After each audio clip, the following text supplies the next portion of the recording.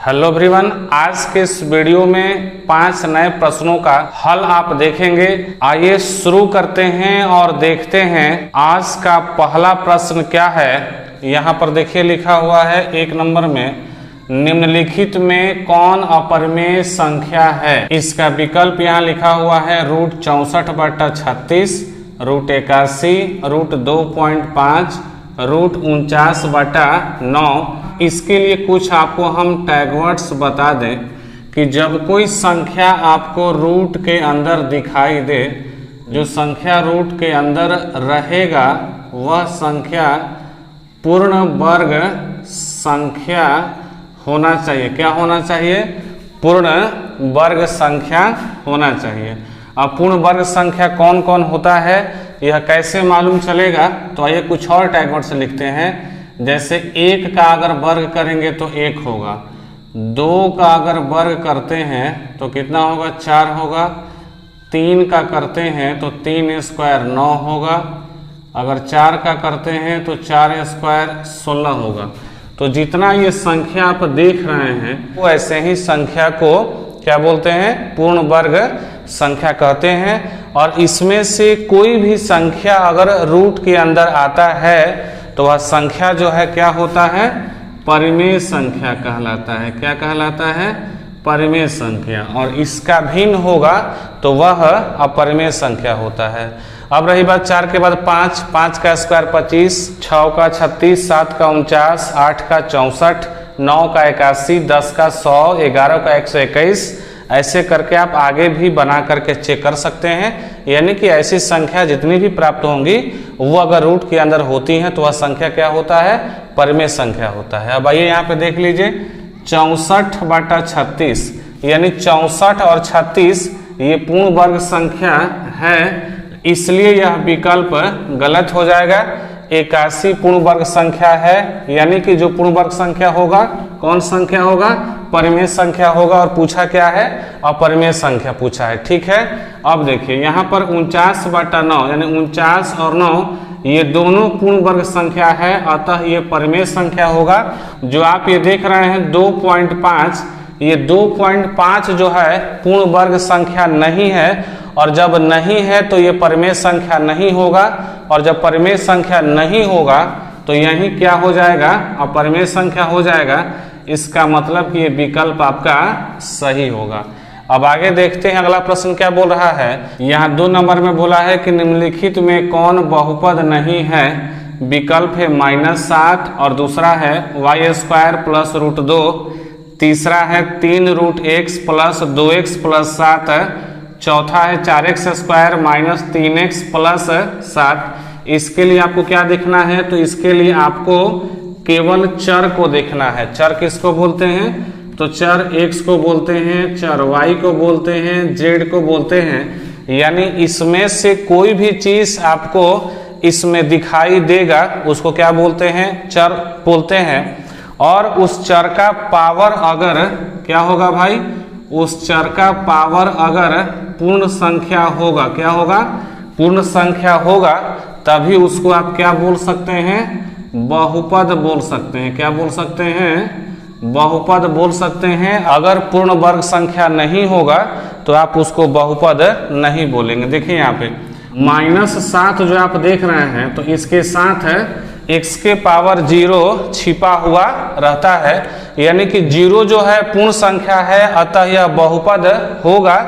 लेकिन प्रश्न क्या पूछा है? प्रश्न पूछा है कि कौन बहुपद नहीं है, तो ये विकल्प आपका गलत हो जाएगा। इसमें देखिए y² + √2, आपको अचर पद को देखना ही नहीं है, चिन्ह को नहीं देखना है, केवल चर के घात को देखना है। तो चर y है और इसका घात 2 है, तो ये 2 क्या है? पूर्ण संख्या है, ये क्या हो जाएगा? बहुपद हो जाएगा। लेकिन पूछा क्या है? बहुपद नहीं, तो ये भी क्या हो जाएगा? गलत हो जाएगा। तीसरा देखिए यहाँ पर लिखा है 3√x + 2x + 7, ये जो x देख रहे हैं इसका पावर 1 है, यानी कि पूर्ण संख्या है, ये क्लियर है। लेकिन यहाँ पर अगर आते हैं, यहाँ पर लिखा है √x, तो √x का मतलब क्या होता है? तो इस x को यहाँ पर बाहर निकालते हैं। इस x के पावर में कुछ भी नहीं है, इसका माने कि 1 है तो 1 यहाँ पर लिख लेंगे।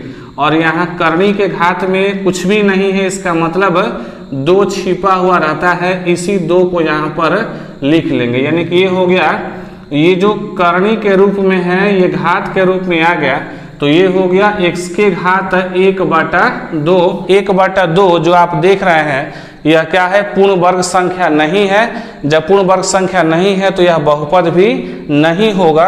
इसका मतलब कि ये तीसरा विकल्प आपका सही हो जाएगा। चौथा में 2 और 1 पूर्ण वर्ग संख्या है यानी बहुपद है, तो ये भी आपका गलत हो जाएगा। तीसरा नंबर क्या बोला है, यदि बहुपद px बराबर x² माइनस 2x प्लस 5 के शून्यक अल्फा कमा बीटा हो तो अल्फा बीटा का मान क्या होगा। तो यहाँ पर आपको बताते हैं कि अल्फा बीटा बराबर सूत्र होता है c/a। अब c और a का मान कहाँ से निकलेगा, तो देखिए जो आप ये अचर पद देख रहे हैं इसी को c बोलते हैं, तो यहाँ पर 5 लिख लेंगे। अब a का मान कौन है भाई, तो a जो है यहाँ पर लिखा है x², तो x² का जो गुणांक होता है वही a का मान होता है। तो x² का गुणांक यहाँ पर आप 1 देख रहे हैं, तो यहीं आप यहाँ 1 लिख लेंगे। तो अब क्या होगा, 5/1 का मतलब 5 होता है, ठीक है। और जो बीच में देख रहे हैं x का गुणांक है यह b का मान होता है, लेकिन यहाँ पर b की आवश्यकता नहीं है, इसलिए हम यहाँ पर नहीं गए, इस मान का प्रयोग नहीं किए। यहाँ से आंसर प्राप्त हुआ है 5। देख लीजिए किसी विकल्प में है क्या, पहला ही विकल्प सही हो जाएगा, दूसरा गलत होगा, तीसरा गलत होगा और चौथा गलत हो जाएगा। अब 4 नंबर में देख लेते हैं कि आखिर ये कैसे बनेगा और क्या है। द्विघात बहुपद के शून्यांकों की संख्या कितनी होती है। अब शून्यांकों की संख्या के लिए बहुत आसान उपाय है, जैसे एक घातीय बहुपद, क्या लिखते हैं, एक घातीय बहुपद। इसका आंसर ढूंढने का बहुत आसान उपाय है, बहुत आसान तरीका है। यहाँ पर देखिए इससे किस संख्या का बोध हो रहा है, यहाँ पर 1 लिखा है, यहाँ पर द्वि माने 2, यहाँ पर 1, द्वि माने 2, त्रि माने 3। तो इसमें से जो भी चीज अगर क्वेश्चन में दिया रहेगा तो उसका आंसर वही हो जाता है जो यहाँ पे बगल में लिखा हुआ है। यहाँ पर क्या बोला है, द्विघात बहुपद, यहाँ पर लिखा है, देखिए द्विघातीय चाहे द्विघात एक ही चीज होता है, द्वि से संख्या 2 का बोध हो रहा है, इसलिए इसका पहला विकल्प सही हो जाएगा, दूसरा गलत होगा, तीसरा गलत होगा और चौथा गलत हो जाएगा।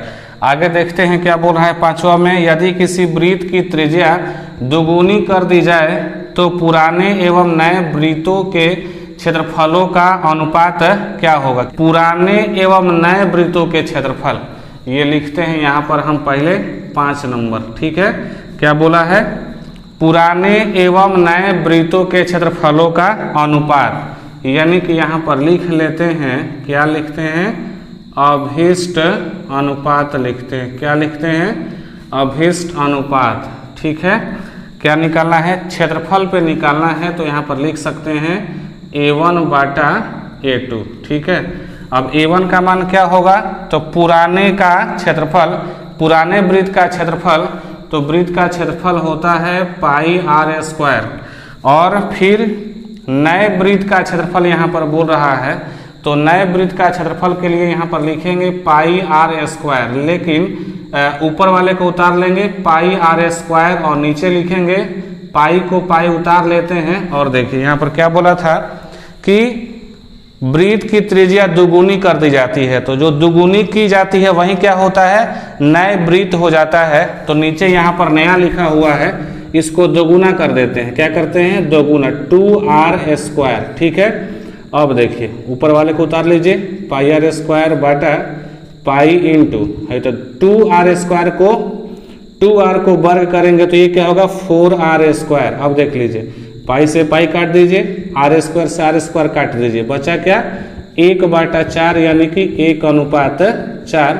यही इसका सही उत्तर हो जाएगा। देख लीजिए पहला गलत होगा, दूसरा यहाँ पर सही हो जाएगा, तीसरा गलत और चौथा गलत हो जाएगा। तो ये था आज के 5 नए प्रश्नों का हल। तो अब आपसे मिलेंगे अगले वीडियो में फिर 5 नए प्रश्न और उसके हल के साथ।